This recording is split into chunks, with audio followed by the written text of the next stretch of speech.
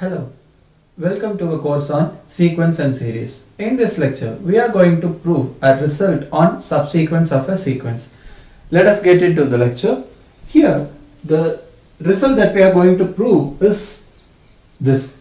We are having a compact metric space. First of all, let me explain what do we mean by a compact metric space.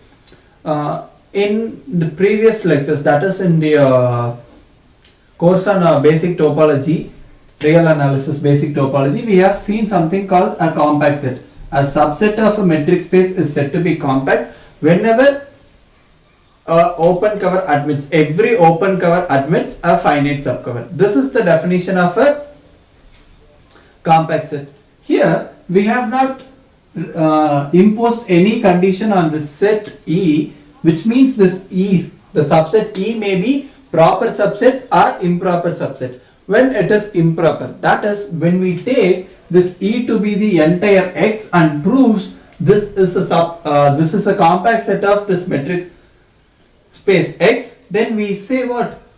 The set X itself is compact in the metric that is defined on this X. So such type of metric spaces, that is such type, if we treat the entire metric space as a subset of the metric space and prove that is compact, then such metric spaces are called as compact metric space. Okay, in such compact metric space we are taking a sequence and we'll have to prove what? Some subsequence of the sequence converges to a point in X. Okay, converges to what point? That we don't know. Okay, it converges to some point in X, right? So every sequence in a compact metric space admits a convergent subsequence. This is the result that we are going to prove. Okay. In the second part of this theorem, we are about to prove every bounded sequence in Rk contains a convergent subsequence. Okay. First, let us prove the first part. Okay. In the first, what should we prove? We have a sequence. Okay. This Pn is a sequence in X, which is a compact metric space. Hope you people remember the definition of a range of a sequence. Okay, let me take E to be the range of this Pn. Okay, range of this sequence. Now, what kind of set this E is? This E may be finite or infinite. These are the two possibilities, right? Suppose the set E is finite. Then what happens? You may see, what is this E? This is the range of the sequence. That is, this E is going to consist of the points P1, P2, P3, P4 and it goes this way, right? While blindly looking at it, we notice that it is going to consist of infinite number of points, but still we make an assumption that it is finite. When will it be finite? When the terms of the sequence are repeating, okay, are recurring, right? So a same entry may appear more than once. Sometimes it is there for infinite number of times. In that case only the range can be finite. Okay, choose n1 n1 less than n2 less than n3 till goes such that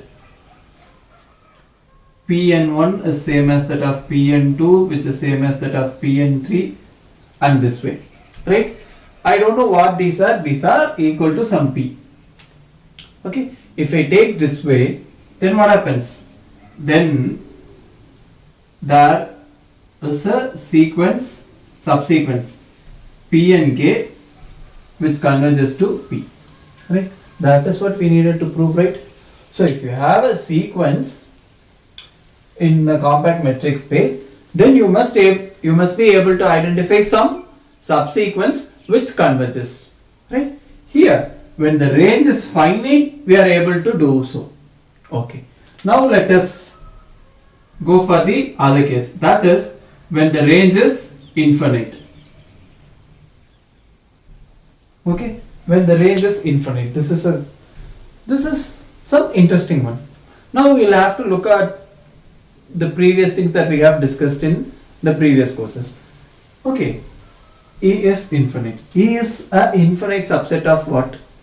Okay, then E is an infinite subset of X. What is this X? Compact metric space, right? So forget about this is some metric space. Now you may treat this E is an infinite subset of some compact set X. When this is so, we have a result that every infinite subset of a compact set has a limit point in the compact set. Okay? Hence, E has a limit point in X. Okay? Let us say the limit point to be, we just name the limit point as P. That's it. Okay? And let us now see what is happening after that. Now we'll have to make use of the definition of a limit point. What is the definition of a limit point? In all the neighborhoods of the limit point, we must have at least one point of the set other than that point. Here, what are the things that we have identified till now? P is a member of X and this is a limit point of E. Okay, so these are all the things that we have squeezed till now. Right, we are continuing the proof. Now, what am I going to do is that I am going to choose n1. I am identifying some positive integer n1 such that d of p comma pn1 is less than 1. Here, what am I doing? I am fixing my radius to be 1. Okay, when I fix my radius to be 1 and look for the neighborhood of this P, then this will have a point of E in this neighborhood. Such point, at least one point will be there. I am taking that point as Pn1. Okay, such that this is true for what? Pn1 which is in E. Right? Next, I am choosing n2 which is bigger than n1 such that d of p comma pn2 is less than half for some pn2 in E. I don't know what these points are, but I am identifying of this form. This E is going to consist what? The range of the sequence Pn. Therefore, in this set I can only identify the terms inside this Pn. Since P is a limit point of E, in every neighborhood of P I can identify some point of E other than P.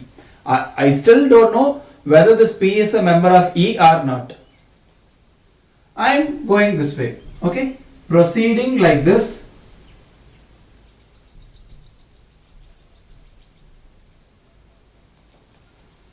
Choose some ni which is greater than ni minus 1 such that d of p comma pni is less than 1 upon I for pni and E. Right?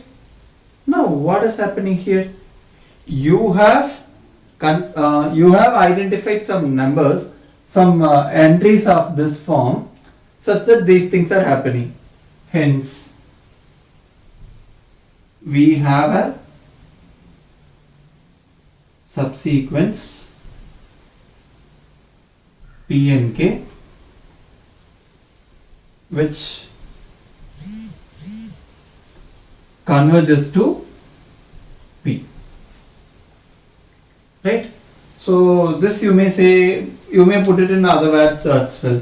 Whatever may be the epsilon that you choose, okay, whatever may be the epsilon that you choose, you can identify some state such that this is less than epsilon. That is the thing which is happening here.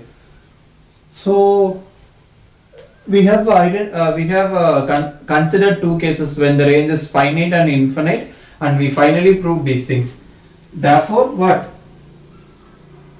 Therefore, we have proved some subsequence of any sequence in a compact metric space converges. Okay, when I say converges, it means it converges to a point in the compact metric space. This is what we are meaning. Next, we are about to prove the second part of this theorem, in which every bounded sequence in Rk contains a convergent subsequence. Right? For which we are not going to do much, we are just going to make use of the previous results. Right? Consider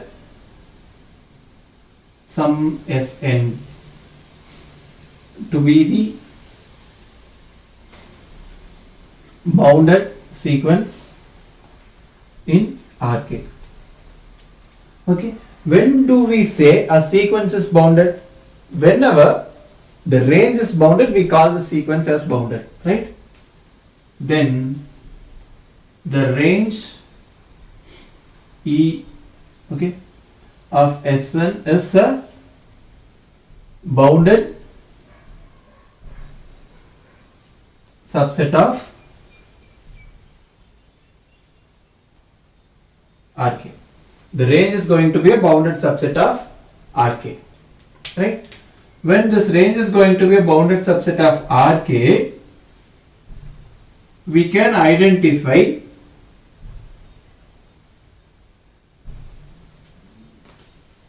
a K cell I such that this E is contained in I. Okay. Now, you see this is bounded in the thing, and this is going to be the case, all those stuff. Now, you may treat this I as a metric space now. Okay. Now, the actual thing that is happening here is you have E which is contained in I, which is in Rk. Okay. You don't know about this Rk, but these K cells are compact, right? This is a compact set. With the same metric defined on this Rk, I may define the same metric on this I and make this as a metric space. Now forget about this. This may be treated as the subset of a compact metric space. Okay. This means what? You have an infinite subset of a compact metric space, and just now we have proved in compact metric space all these things are happening, right? So all the entries of the sequence Sn is present in E.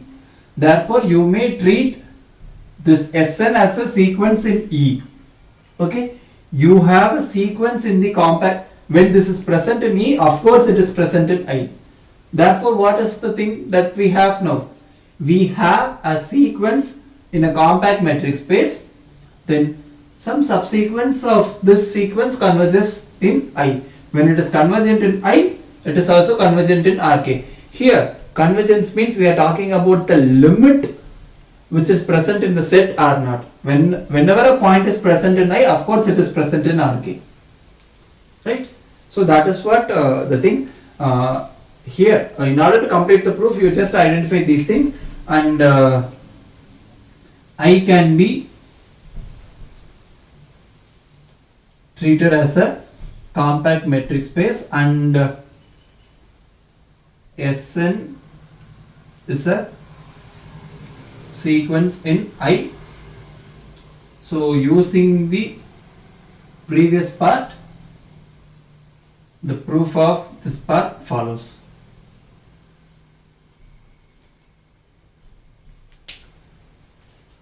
Thank you for watching.